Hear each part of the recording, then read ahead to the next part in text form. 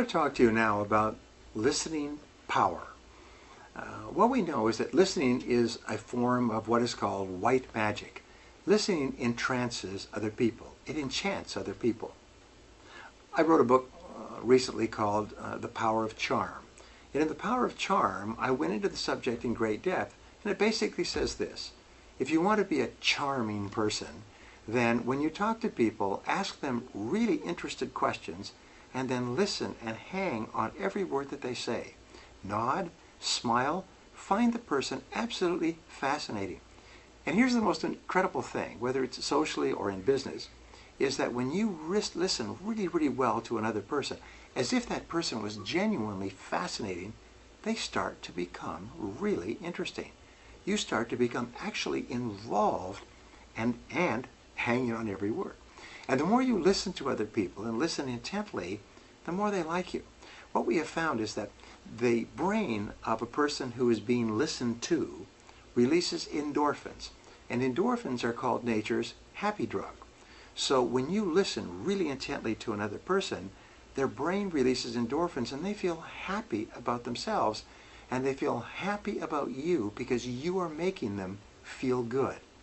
Now in sales, of course, this is wonderful, because when you ask really good questions and listen closely to the answers, you cause the customer to feel happy being in your presence, and he or she becomes much more interested in buying your product or service.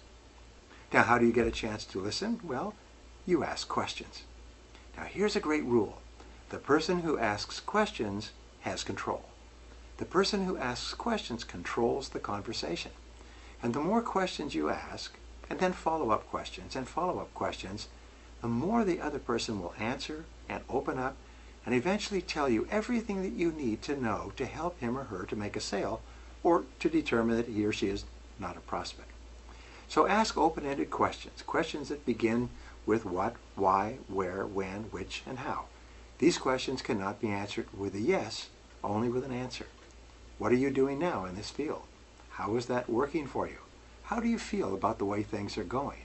What are your plans for the future? Who is it that makes this kind of a decision in your company? Every time you ask a question that starts with a pronoun, who, how, when, where, which, and why, you cause the person to answer with an open-ended question, which enables you to ask another and another. And the more you ask questions and listen, the more charming you become, the happier the customer becomes, and the more rapidly you move toward making a sale.